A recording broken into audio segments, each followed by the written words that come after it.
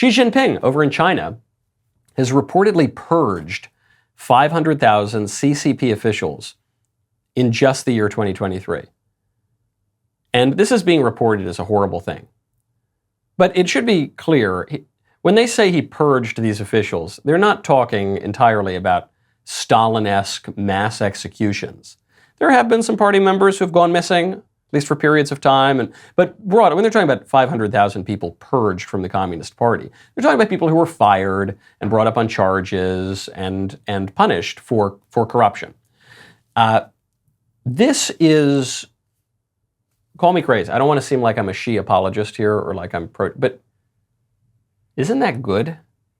Isn't it good to get rid of and punish, not like get rid of, but like fire and punish the corrupt people in your government? Shouldn't we be doing that? Wouldn't that be good if we also did that? We never do that. No one who engages in corruption in our government gets in trouble. Republicans get in trouble for not engaging in corruption. Democrats engage in widespread corruption.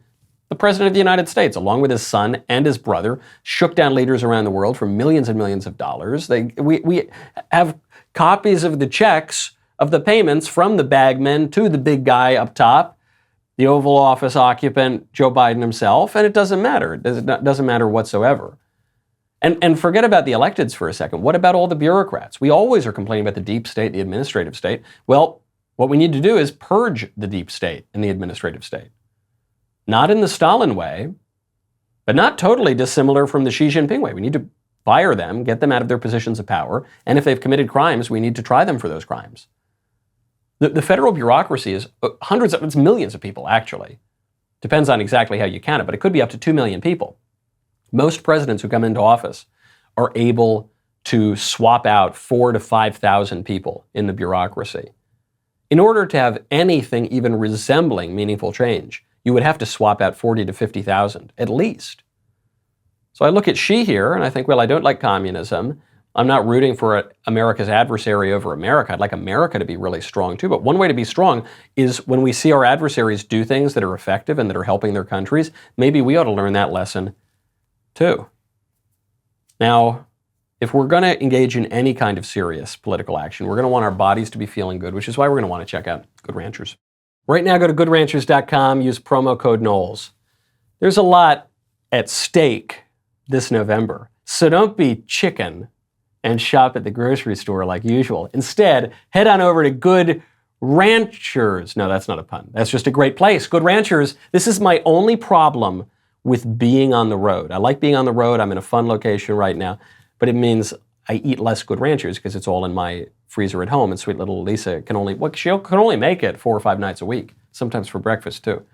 Their Black Friday Your Way sale is live. It's something you don't want to miss. They've got great meat puns. They've got even better meat. This November, you get to pick your favorite meat to get free for a year. Pick a year of free steak, salmon, chicken, or bacon when you subscribe to any box right now. Man, that is crazy.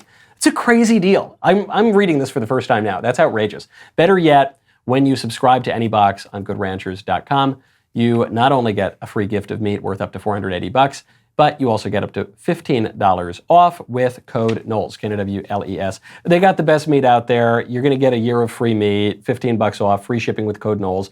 It totally sells itself. It's the number one place in America to get all your meat, and seafood, by the way, and chicken, and pork, and all of it. Goodranchers.com right now. Use code Knowles, Knowles. Speaking of purges, Democrats for years now have been talking about packing the Supreme Court. And they want to pack the Supreme Court because the court has generally ruled in favor of conservatives on at least a handful of important cases. Not all the important cases. The Supreme Court, with the support of allegedly conservative Justice Gorsuch, enshrined into civil rights law. That's not very conservative. The Supreme Court redefined marriage. Now, of course, that was before all of the Trump nominees got there. But still, there were conservatives on the court. They redefined marriage in Obergefell. They ratified Obamacare, which was completely unconstitutional. They've done all sorts of things, but they've also overruled Roe v. Wade.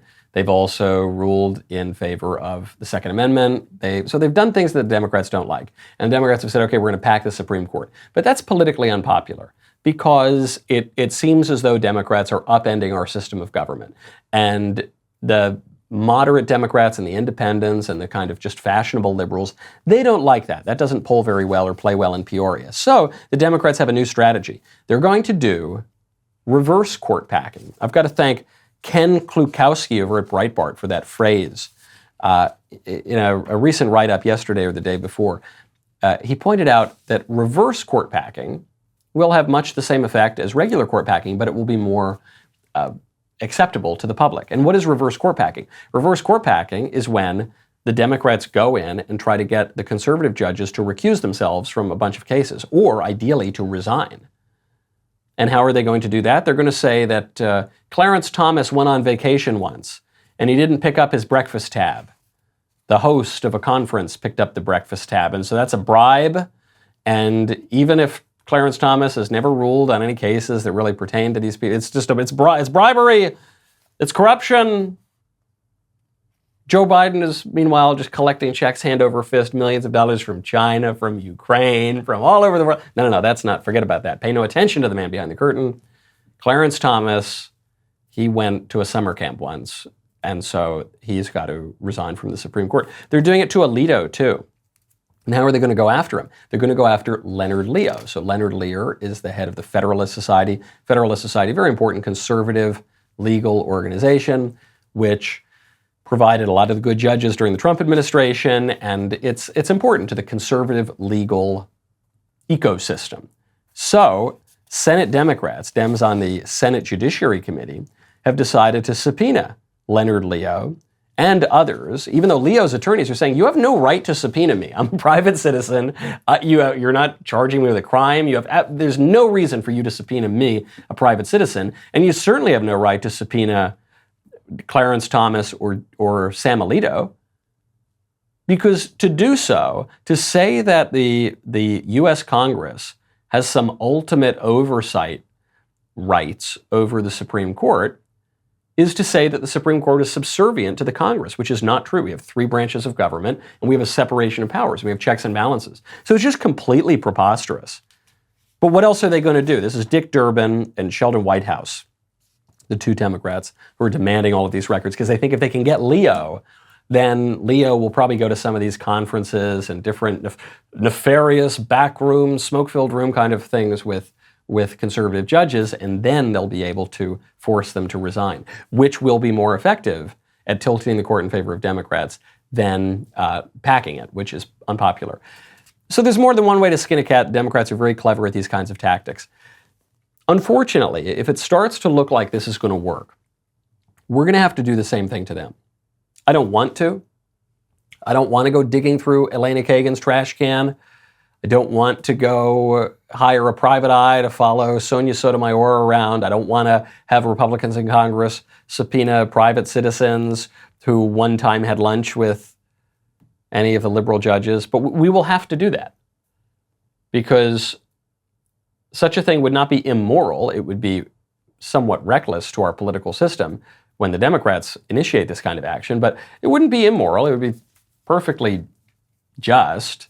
It just wouldn't really have a place in our system. But that kind of retaliation would be just, and not to retaliate in that way would be to concede the political order to the libs, which would be very, very unjust. So they want to go down this road. It looks like they've come to their senses on actually packing the Supreme Court, positively packing the Supreme Court. So now they're going to try to negatively pack the Supreme Court, and we're going to have to hit them if they do it to us. There's no way out of that. The only way out is through. Man, what a great clip that was. Now, hey, before you go, ring that bell. Subscribe to the Michael Knowles podcast. We'll see you next time.